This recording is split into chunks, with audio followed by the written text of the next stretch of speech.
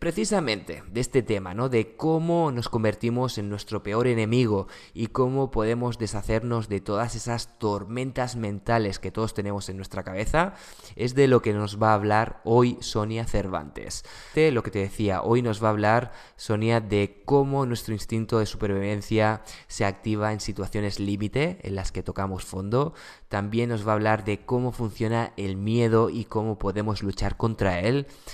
Hola Víctor, muy bien. ¿Y tú?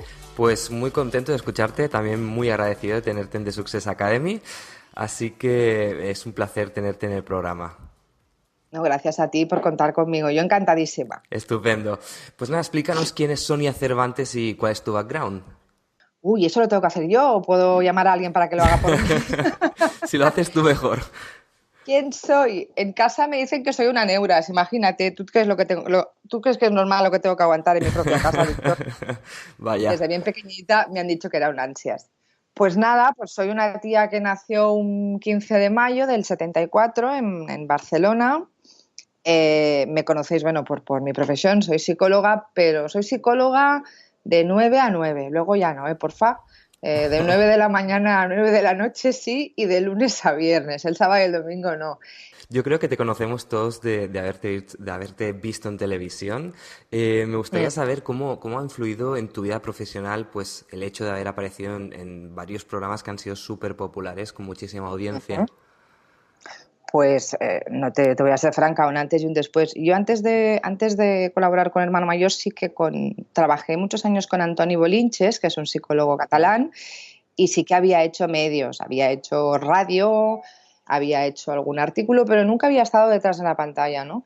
Y la verdad es que fue un cambio radical, ¿no? A nivel profesional, obviamente, te da una exposición y la gente te conoce, ve cómo trabajas y no nos vamos a engañar, incrementó muchísimo lo que era la cartera de pacientes. Pero también me ha permitido una cosa con la que me siento muy, muy cómoda, ¿no? Que es por primera vez creo que se vio públicamente la figura de un psicólogo en televisión y cómo trabajamos. Yo creo que le ha dado visibilidad a la profesión, ¿no? Claro. Y a partir de ahí han sido muchos los programas que, si te fijas, han utilizado ese Formato, recurso, ¿no? Ujú, sí. ese formato, correcto, ya bien sea con un psicólogo o con un coach formado, ¿no? De hecho, el formato de Hermano Mayor se llama coach, televisivamente hablando, es un formato coach, y creo que le ha dado muchísima visibilidad a los psicólogos, que creo que estábamos como en una habitación oscura, ¿no? La gente a veces no sabía muy bien qué es lo que hacíamos. Hay gente que se pensaba que éramos como unos amigos con el que te vas a tomar unas cañas y hablas de cosas, ¿no? Y yo creo que le ha dado visibilidad a la profesión. De eso sí que me siento bastante orgullosa y agradecida, sobre todo agradecida. ¿Y cómo surge esa posibilidad? ¿Es algo que buscas tú? ¿Es algo que vienen a ti? ¿Qué va? Mira, yo por cuestiones personales estuve viviendo 5 años de mi vida en Elche. Mi expareja es de ahí, me mudé ahí. Y Hermano Mayor estaban grabando, si no recuerdo mal, la tercera temporada, el caso de un chico eh, pues, cuya localidad era cercana a Elche. Y el equipo de producción buscó Y te una encontró a ti. psicóloga. Sí, buscó una psicóloga especializada en pareja, porque yo soy terapeuta sexual y de pareja, para tratar una cosa muy puntual de ese chaval porque tenía un problema muy grave de celos, ¿no? Y entonces me encontraron a mí para una colaboración puntual, simplemente tenía que hacer una charla, ¿no? Y como leía hoy en una entrevista que me han hecho en Ibereconomía, pues fue un flechazo instantáneo, ¿no? O sea, yo creo que ellos se enamoraron de mí, yo de ellos, y el entonces director, que era Carlos Recio, del programa, pues dijo: esta tía la quiero de psicóloga en Hermano Mayor. Y no empecé directamente con Hermano Mayor, sino que me propusieron hacer un programa que se llamaba El Campamento, que emitió 4, que hubo dos temporadas, y después de la primera temporada del Campamento ya vino pues la temporada 4, 5, 6 y 7 de Hermano Mayor. Estuve 5 temporadas con ellos. Wow. Además has escrito Sí, sí. 2 libros, el último de ellos lo tengo aquí a mi lado, que se titula Vives o sobrevives, no hay peor tormenta que la que te armas en tu cabeza. Y en Venga, va, él, mójate tú, Víctor, ¿qué te ha parecido? Va, ahora te hago yo la a pregunta. mí me ha Va. gustado mucho, lo tengo todo subrayado. No, ¿Qué realmente, dices? sí, sí, sí, o sea, a ver, no todo, obviamente, pero tengo muchas cosas subrayadas. Mira, Acabo de abrir, Bien. te voy a decir la ¿Mm? primera, ¿vale? Dice, la víctima Vale. es dependiente emocional y naturalmente la toxicidad, la manipulación y el control se mantienen campando a sus anchas precisamente porque hay alguien que permite, no de forma Bueno, voluntaria, que así sea, sí, sí. ¿vale? O A ver, sea, cuidado con eso porque, claro, a ver, es cierto en el sentido de que quien realmente tiene el poder ante una situación tóxica no es el desgraciado que te está maltratando, sino tú eres la fuerte, por eso lo hace, ¿no? Pero cuidado con esa frase porque, claro, puede llegar a victimizar un poco, ¿no? Justamente esa frase se me ha criticado mucho porque sí, y es cierto, porque una vez una chica me dijo, a ver, Sonia, yo fui maltratada durante 15 años y te aseguro que yo de forma voluntaria no lo quería, ¿eh? Pero sí que es cierto que en cuanto tomas conciencia de la toxicidad y en cuanto te das cuenta de que el poder lo tienes tú, puedes salir de ahí. No es tanto que lo permitas, porque queda mal y me parece hasta cruel, ¿no? Decirle a una persona que está en una situación de relación tóxica que la culpa es tuya por aguantar lo que aguantas, ¿no? Pero sí que es cierto que el poder lo tienes tú ujú. Luego hablaremos de las para poder salir. relaciones, hablaremos de este tema porque tengo alguna pregunta pues, relacionada con esto. Te quería comentar que dentro del libro tú hablas de que no somos lo que nos ocurre, sino el procesamiento que hacemos sobre lo que nos ocurre. Y la pregunta es, ¿somos realmente nuestro peor enemigo? Podemos llegar a serlo, eso es cierto. No es que seamos nuestro peor enemigo, pero sí que es cierto que cuando nos convertimos en enemigos, nosotros somos los peores. O sea, que podemos llegar a ser un auténtico coñazo, con perdón de la expresión, para nosotros mismos. Yo me acuerdo una vez que le hicieron una entrevista a, ostras, se me da el nombre, al director de test, a Amenábar, al director, Amenábar. Y entonces le decían, no es que le criticaban, pero decían, a ver, es que en tus películas no transmites de forma muy directa escenas que provoquen terror auténtico, es decir, ni hay fantasmas ni hay zombies, sino que hay mucha sugerencia, ¿no? Y él dijo una frase que inspiraría un poco lo del libro, que es, contestó algo así como, yo dejo ir y lo que genera en tu mente te va a hacer mucho más miedo de lo que yo te pueda dar ya hecho, ¿no? Es decir, que lo que tu mente puede maquinar puede llegar a ser peor en cuanto a sufrimiento que lo que realmente está ocurriendo. Porque ese sufrimiento del que yo hablo en el libro es de aquellas cosas que tú crees que pueden ocurrir, pero que seguramente no ocurrirán jamás y lo que es más importante es que no están ocurriendo, simplemente están en tu mente. Ujú, entendido. También comentas en el libro que el instinto de supervivencia, ese que a todos nos viene de fábrica, se activa ¿Mm? en ciertas situaciones límite. ¿Es Sí. tocar fondo la única forma de reaccionar ante esas cosas que nos angustian, que nos hacen sentir mal? No necesariamente, pero sí que ahí o tiras para arriba o te hundes, ¿no? Mira, ayer justamente colaboro en un programa quincenal aquí en Barcelona, en Radio Nacional de España, en Radio 4, en la tarda, con Goyo Prados, y estábamos abordando, fíjate tú, el verano tan duro que hemos tenido, ¿no? Estábamos abordando todos los aspectos psicológicos y el estrés postraumático que provoca el haber vivido un atentado como el que se vivió aquí en Barcelona el 17 de agosto Ujú, pasado, ¿no? durísimo. ¿Qué ocurre? Eso ha sido, yo creo que nos ha dejado una herida para el resto de nuestras vidas. En ese tipo de situaciones tienes que reaccionar. Lo que está claro es, incluso el no hacer nada y bloquearte es una reacción, es un mecanismo de defensa. En las reacciones, en las situaciones límite, Víctor, Sí. ahí sí que aparecen los auténticos recursos internos que tú tienes. Y ahí te puedes dar cuenta o ahí puedes empezar a valorar si realmente necesitas ayuda o no, si tú puedes salir adelante con los recursos que ya tienes o no. ¿Es necesario tocar fondo? No es necesario tocar fondo, pero tocar fondo ayuda a reaccionar, eso sí que es verdad. Ujú. Leí una vez que normalmente las personas, y no sé si es cierto, ¿Mm? suelen hacer cambios por dos motivos, o por la búsqueda de placer o para evitar el Uh-huh. sufrimiento. Y normalmente Sí. o sea, evitar el sufrimiento es lo que motiva a muchas más personas a mover el culo.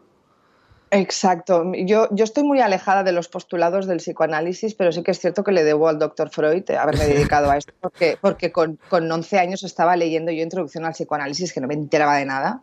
Mis amigos leían los Hollister y yo leía a Freud, o sea, ya era Qué un bueno. poco rara, sí, sí. Y él habla, pues desde el psicoanálisis se habla, ¿no? De las dos pulsiones, ¿no? El eros y el tánatos, el amor y la muerte, ¿no? A mí me gusta más, como soy un poco más friki, me gusta más hablar de la filosofía Jedi y del lado oscuro, ¿no?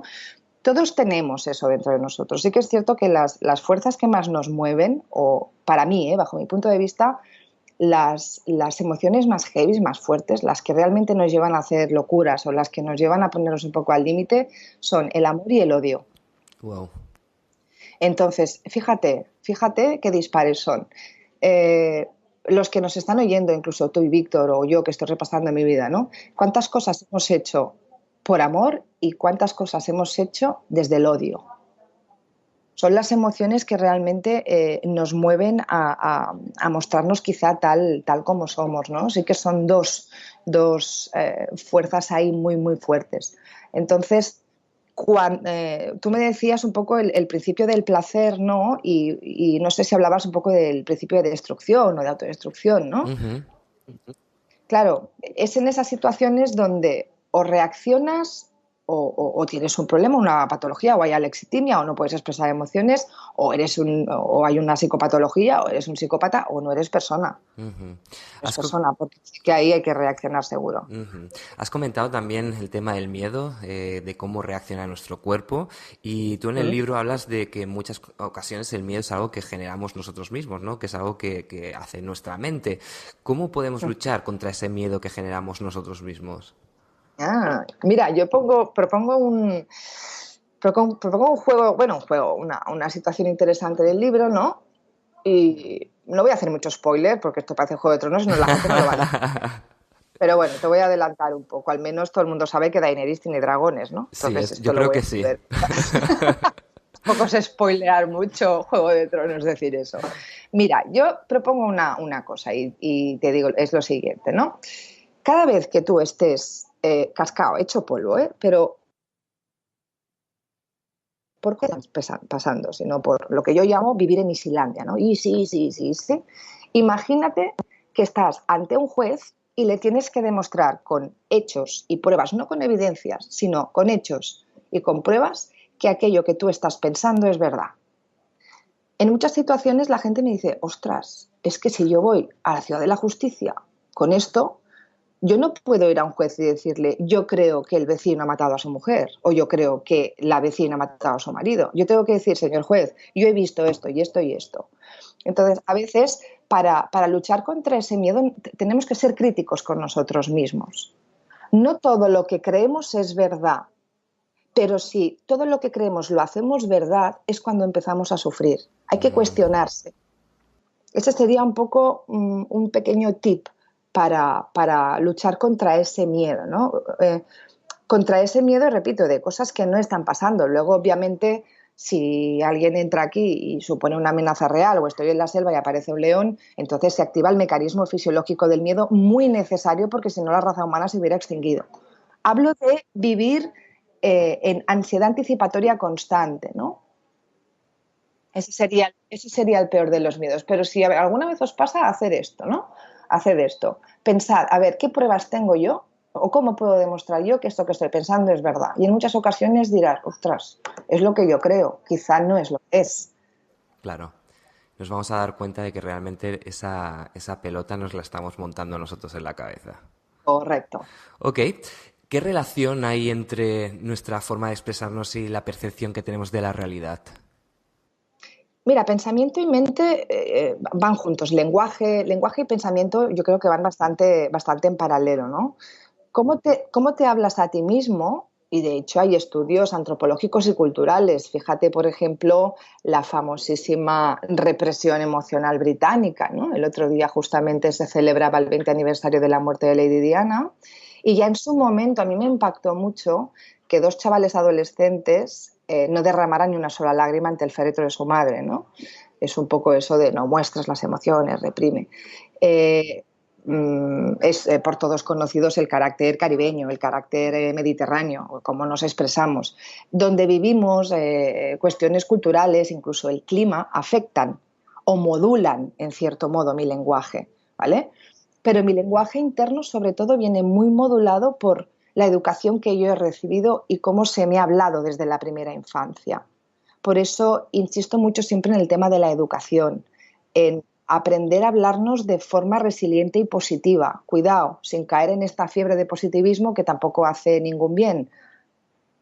Pero sí que está muy relacionado el cómo te hablas y con un poco con lo que has vivido, con cómo te han hablado a lo largo del tiempo y cuidadito, con un factor fundamental que es qué nivel de autoestima tienes tú, cuánto te quieres. Hay gente que es muy cruel con él mismo. O sea, si a muchos pacientes les digo, lo que tú te dices a ti mismo, se lo hago escribir, ¿vale? ¿Qué te dices? Pues tal, tal, tal. ¿Serías capaz de decirle esto a un niño de 5 años? ¿Serías capaz de decirle esto a tu hija? ¿Serías capaz de decirle esto a tu madre? Y todos me contestan, no, por Dios, qué crueldad, ¿no? Y ahí es cuando uno se da cuenta de, ostras, me estoy maltratando verbalmente. Claro, de lo crueles que Estoy podemos llegar a ser con nosotros mismos. Vamos, me estoy diciendo cosas que sería incapaz de decir a otro ser humano. ¿Y a qué ser humano vas a querer más que a ti mismo? Y ahí es cuando empiezan realmente. Si cambiamos el lenguaje interno, podemos llegar a cambiar las emociones e incluso cómo procesamos la realidad. Es muy importante el cómo nos hablamos. Ujú. Supongo que para eso debemos mantener una atención bastante plena, ¿no? Porque, claro, si es algo que tú has venido mamando, entre comillas, desde Mm. pequeño, claro, a lo mejor es que no eres ni consciente de eso hasta que te pones a escucharte a ti mismo. Correcto. Fíjate, hay un capítulo en el libro que es el refranero impopular, ¿no? Sí, ¿Lo recuerdas de sí, la sí, sí, Víctor? lo recuerdo. Pues tú imagínate, desde bien pequeños, ¿no? La letra con sangre entra, ¿no? Amar es sufrir. Pues todo ese lenguaje lo vas interiorizando y lo conviertes en creencia.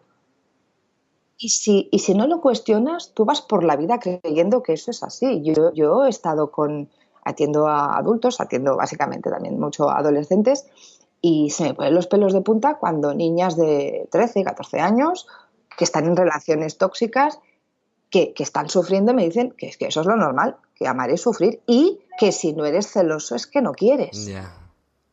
Claro, todo ese lenguaje que se nos va transmitiendo poco a poco es lo que a la larga genera las creencias. Y tú al fin y al cabo te mueves por la vida y procesas la información dependiendo de lo que tú crees. Imagínate si eso que crees es tóxico o dañino, imagínate cómo procesas la realidad. Entonces hay que ser muy hay que ser muy conscientes de cómo nos hablamos. Y eso a veces requiere un trabajo terapéutico, porque uno, si tú siempre te has hablado así, hasta que no venga otra persona y te diga, ostras, cuidado, que esa creencia es errónea, tú no te lo cuestionas, porque te han hecho creer y has llegado a creer que realmente es como tú piensas que es. Claro. A mí me ha gustado bastante el refranero impopular. Me ha gustado Hmm. mucho, te voy a ser sincero, pero también te digo que me ha sorprendido la de querer es poder, porque ahí de verdad Ah, no veía la parte mala del querer es poder. esta me costó y esta es la que siempre sale, ¿no? Porque dicen, ostras, Sonia, te has cargado aquí, vamos, una frase que es súper motivadora. Sí y no, te cuento, Víctor.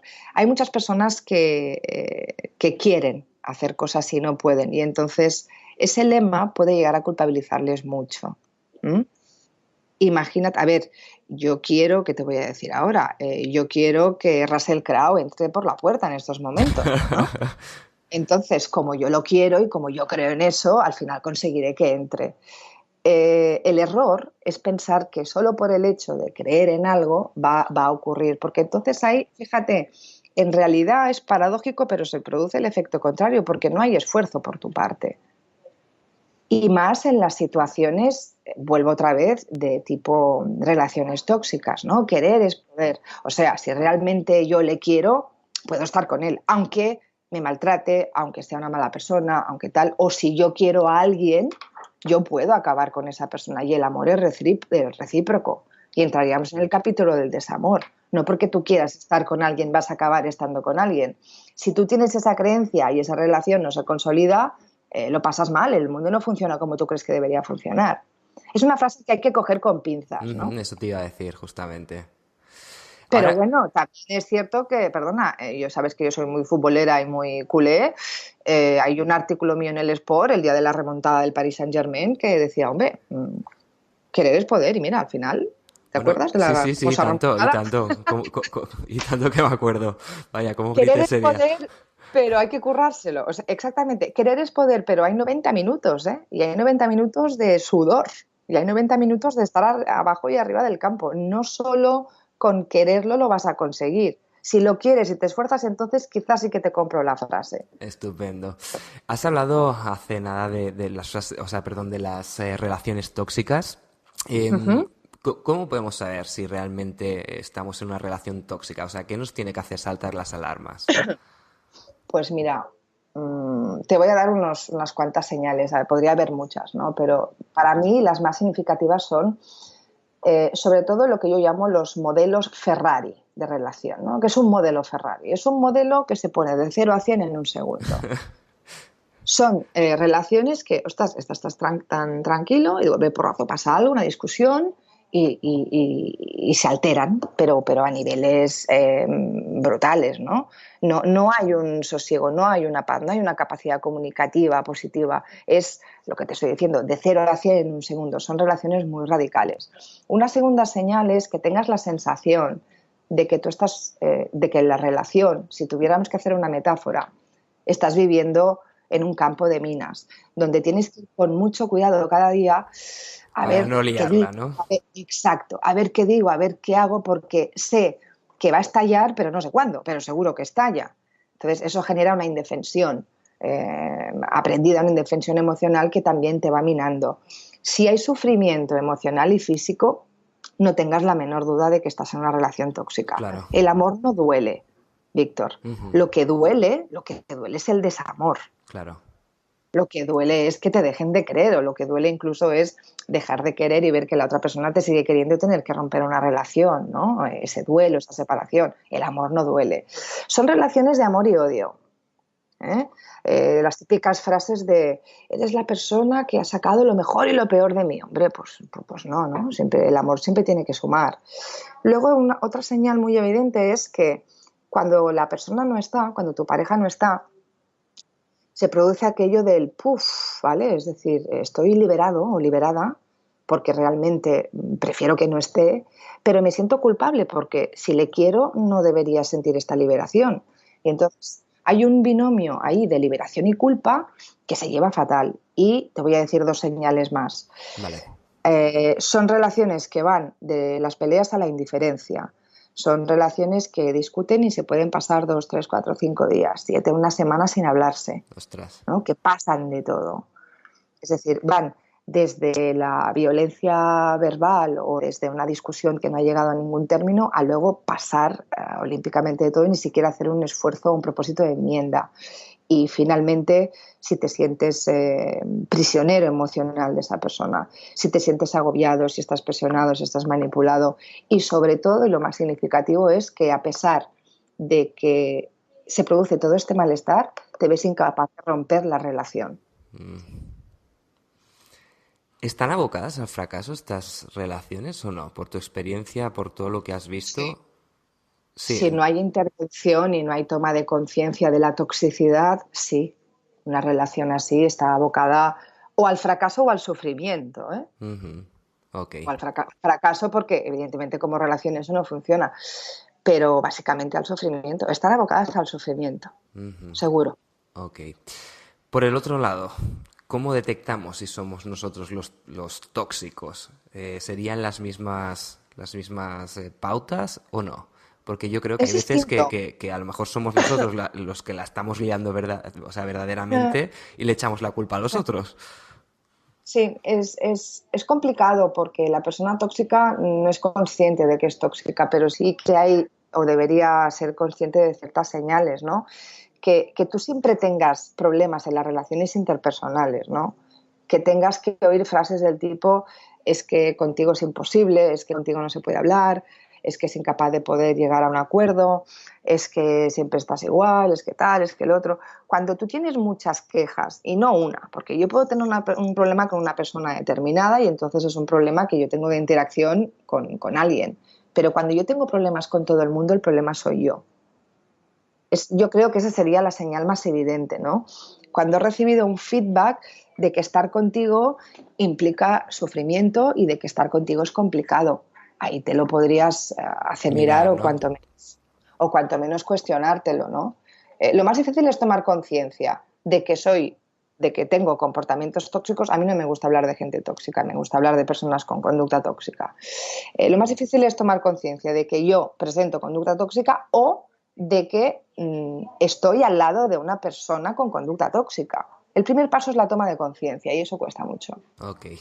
He leído en tu libro que comentas que la gran mayoría de tus pacientes que acuden a ti es por inestabilidad emocional, ansiedad y depresión y que son auténticos viajeros mentales, ¿no?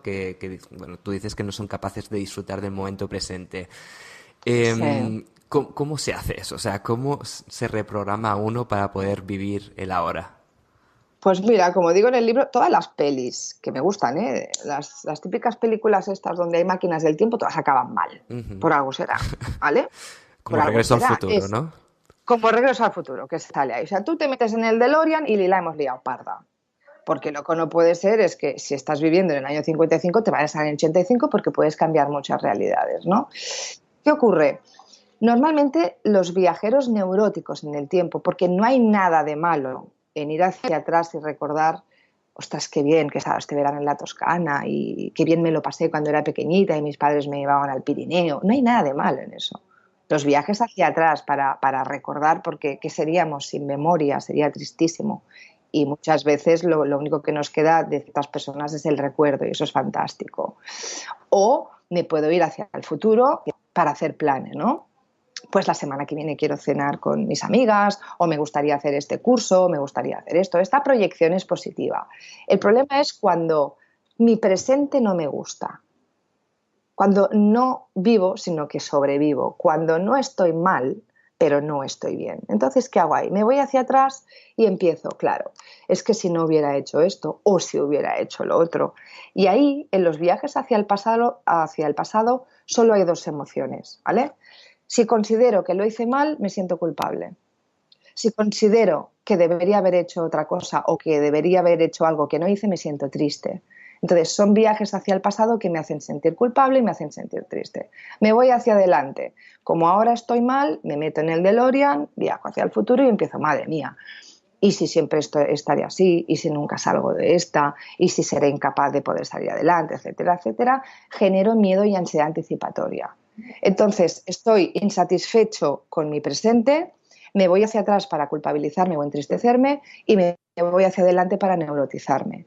¿Cuál sería el remedio? Pon solución a lo que está pasando aquí y ahora, porque lo que ya pasó no lo vas a poder cambiar y tú no tienes ni idea de lo que te va a pasar mañana. Así que céntrate en el aquí y el ahora. Y si no te gusta, cámbialo. Y si no lo puedes cambiar, cambia la actitud. Porque siempre o casi siempre se puede hacer algo. Y si no se puede hacer nada, no te va a quedar otra que aceptarlo. Ujú. ¿Y es igual de malo fantasear con un futuro mejor? Porque hay gente que siempre vive pues pensando en el mañana, en lo bien que irá todo, en lo bueno que será, deseando que llegue el mañana Mm. y centrándose en eso. ¿Es igual de malo o no? Hombre, yo ahora estoy pensando en el viernes y la verdad es que soy muy feliz, ¿eh? Yo ahora pienso, ese tipo de proyección a mí me mola, ¿no? A ver qué voy a hacer este fin de semana. Hay que ser, mira, a ver cómo te lo cuento ahora para que no se me malinterprete, porque si no Venga. la gente se va a creer que soy un mal agorero, ¿no? Y dirá, madre mía, vaya psicóloga, tú, vaya tía más pesimista. Yo, esta epidemia de positivismo creo que no nos favorece. Creo que no nos favorece, ¿de ¿Por qué? acuerdo? Pues te voy a decir por qué. Porque detrás de eso, las personas que son incapaces de conseguir ciertas cosas se culpabilizan. Porque, a ver, si resulta que todo es tan fácil, solo con creer voy a poder y mañana va a ser un día fantástico y si empiezo a pensar en positivo todo me va a ir bien.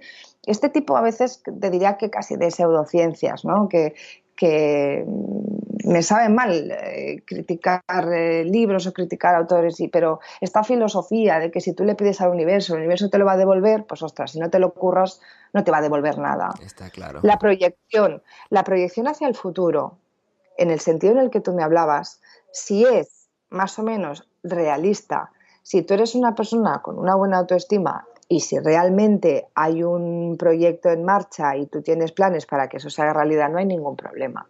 Fantasear y soñar está muy bien y ojalá nunca nos falte esa capacidad, ¿no? Pero tendría que ser algo, no tendría que ser algo habitual en nosotros, vivir en la fantasía. ¿Por qué? porque el que se genera muchas expectativas se puede generar muchas frustraciones. Pero hay que hacer planes. Lo que nos mantiene vivos es los proyectos y hacer planes. Eso sí que está bien. Proyectarse en el futuro no está mal. Soñar diariamente o vivir con ansiedad perpetua, ahí sí que a lo mejor a la larga o a la corta va a haber sufrimiento emocional. Ujú. Estoy de acuerdo contigo en que el pensamiento positivo le ha hecho daño a mucha gente. También Mm. creo que hay que matizar, ¿no? Como tú bien has dicho, que si por mucho que desees, si no te mueves, pues obviamente eso no va a llegar. Pero ¿no crees que es mejor pensar en positivo que no hacerlo? Mucho más, y en eso sí que estoy de acuerdo, muchísimo más. O sea, ahora he estado atendiendo estos días a estudiantes, ¿no? Que le quedaron algunas asignaturas en selectividad y ahora se presentan justamente hoy, el 5 y el 7, a hacer las pruebas de selectividad, ¿no? El pensamiento de voy a suspender, me va a ir mal, seguro que no paso, no entraré en la carrera, no te va a ayudar, no te va a ayudar. Pero hay que unir dos cosas, es decir, tienes que haber estudiado previamente para poder pensar voy a ser capaz de sacarlo. Lo que yo vengo a decir es que si no has tocado un libro en todo el verano, por el hecho de que tú pienses de que venga, va, voy a sacármelo adelante y voy a entrar en la carrera que quiero, Que el ese universo me va a ayudar, ¿no? claro, ese tipo de pensamiento no funciona. O sea, Entendido. pensar en positivo siempre es mucho mejor que pensar en negativo, muchísimo mejor. Pero hay que ser muy realistas, hay que estar aquí y ahora y hay que ser conscientes de mis capacidades y también digamos, de mis limitaciones. Ok, vale, ha quedado claro, ha quedado claro. Para ir terminando, Sonia, yo creo que la procrastinación es uno de los peores enemigos del ser humano del siglo XXI y me Y tanto. gustaría saber cuál es, o sea, qué es lo que hay detrás de la procrastinación y cómo uno se deshace de ella, si es posible. Sí, es posible. Mira, normalmente postergamos actividades que tenemos que hacer, pero que no tengo ganas de hacer, vamos a ser claros. Que yo no voy a procrastinar en comerme un bombón o en irme a la playa, voy a ir lo más rápido posible. Yo Sería voy muy a raro procrastinar, eso. yo voy a procrastinar en ese trabajo que tengo que entregar, en si tengo que hacer los deberes, en que tengo que hacer los cambios de armario, en que tengo que ponerme al día de los correos electrónicos. Siempre son cuestiones tediosas, ¿no? Entonces, lo que hacemos es sustituir lo que tendríamos que hacer realmente por actividades menos importantes, pero más placenteras, ¿no? Pues los chavales, por ejemplo, tengo que hacer los deberes, qué palo, venga, va, voy a hacer una partidita al LOL y luego me pongo. Y resulta que la partidita al LOL se Se alarga alarga. 5 horas. Perdón, el LOL es el League of Legends, que es un juego al que muchos adolescentes juegan, ¿no? Ajá. ¿Qué pasa? Ese aplazamiento afecta a tu vida cotidiana, afecta al compromiso contigo mismo y afecta al compromiso que tienes con los demás. Y luego tiene unos efectos psicológicos. ¿Por qué? Porque si dejas de hacer cosas es como colgarte la lista de la compra en tu frigorífico y no ir nunca al supermercado, pero tú ves cada día la lista y cada día la lista es más larga. Y llegará un punto en que vas a tener que empapelarte la nevera con un DIN A4 de la cantidad de cosas que tienes que ir a comprar. Ujú. Y esto lo que te provoca es una sensación de falta de control, frustración, insatisfacción, inseguridad, sentimiento de inutilidad. Pierdes incluso la confianza y el respeto hacia ti mismo. ¿Qué podemos hacer? Pues te voy a decir una cosa, no pensar demasiado creo que es el truco número uno. O sea, pasar a la acción directamente sin pensar. Exacto. Tú cuando te Ujú. levantas por la mañana piensas, ahora tengo que poner el pie derecho, luego el izquierdo. ¿A que no lo piensas? No. Simplemente te levantas, ¡pum! Y Y a lo ver, haces. ya te vayas al trabajo o a la panadería de abajo o a Nueva York o a Bangladesh, te aseguro que el viaje empezará con el primer paso que tú das cuando te levantas de la cama, vayas donde vayas. Entonces, yo diría que el primer tip, ¿no? La primera opción es no te lo pienses. No te lo pienses. Luego también te voy a dar dos o tres más y ya está. Divide y vencerás. Divide y vencerás. Si tienes una gran tarea, pues si te tienes que leer un libro de 400 páginas, te coges el calendario, calculas, divides y resulta que al día pues te vas a tener que leer durante los próximos 30, no lo sé, 15 o 20 páginas. Si tú ves que el esfuerzo diario son 20 páginas, te ves más capaz de hacerlo que no mirar el tochaco ese y decir, ostras, que son 400. Ujú, claro. ¿Eh? Te tienes que dar premios cuando haces cosas o reforzarte a ti mismo, ¿no? Pues mira, he sido capaz de hacerlo. Luego tienes que pedir ayuda si te hace falta, pero sobre todo te tienes que encaminar a la acción y cuanto menos pienses, mejor. Sobre todo es empezar, empieza. Ujú, entendido. Por último, me gustaría conocer cuál es tu definición de éxito, que esa es la pregunta con la que cierro todas mis entrevistas.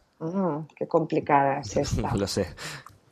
Mira, ahora te voy a resultar un poco gurú, ¿no? Y es, para mí, te lo juro, personalmente, te lo prometo, a nivel personal, la definición de éxito es la coherencia interna y la paz interior. Que yo, cuando me vaya a dormir cada noche, en 5 minutos me quede frita. Wow. Que en 5 minutos me quede frita y que me levante con ganas de levantarme cada día por la mañana. Y obviamente disfrutar con lo que hago y hacer cosas para disfrutar. Yo creo que eso sería, para mí es una cosa muy personal, ¿eh? Así que aquí sí que cada uno es una cosa muy íntima, ¿no? Pero para mí es esto, ¿no? La paz interior, la coherencia y sobre todo eso, disfrutar con lo que haces y hacer cosas para disfrutar. Ese es el éxito para mí en la vida. Y rodearme de personas a quien querer y que me quieran. Quizás estaría en primer lugar.